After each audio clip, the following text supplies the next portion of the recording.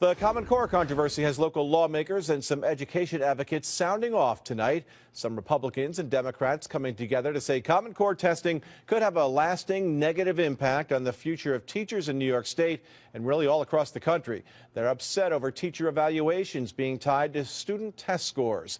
Our Capitol reporter Kimberly Howard live in our Capitol Bureau tonight. Kimberly, lawmakers and some teachers unions, they're pushing for a more localized approach, right?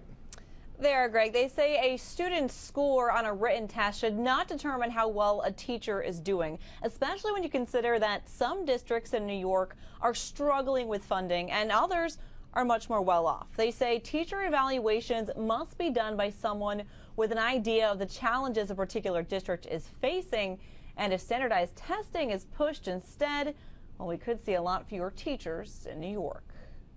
This group of lawmakers, educators, and parents say students in our state are being over-tested based on flawed standards. They're backing the Common Core Parental Refusal Act, which would ensure that no one is penalized or rewarded either for taking the exams. The answer is not more standardized testing. The answer is not more stress. Advocates of the proposal say over-testing is a major reason behind fewer students wanting to get into the teaching profession in the first place. New data released by the U.S. Department of Education shows a stark decrease in the number of students enrolling in teacher prep programs and a decrease in the number of students becoming certified teachers in New York State. And that's a true tragedy. Lawmakers like Assemblymember Pat Fahey say the issue isn't only Common Core, but a new round of teacher certification tests rolled out last year. We began to implement all these new standards for teacher training programs and began the testing practically at the same time we were implementing it. The Union United University Professions Vice President for Academics says a single test should not be the deciding factor of whether a teacher becomes certified. She's hoping a safety net system can create options for teaching students who fail. And she says when it comes to evaluating teachers already in the classroom, funding discrepancies between rich and poor districts need to be considered.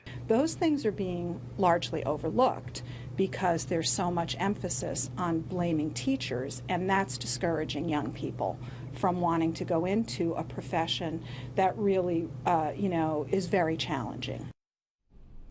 Now, Governor Cuomo has been a driving force behind tying student test scores to teacher evaluation scores, but he's also proposed the idea of having an outside agency take over some of the state's so-called failing schools. That way, that could help everyone make the grade. But lawmakers in Cuomo's own party have been opposed to that, and some are hoping that the newly appointed Board of Regents members can help in de-emphasizing this type of standardized testing. Live from the Capitol Bureau, Kimberly Howard, CBS 6 News.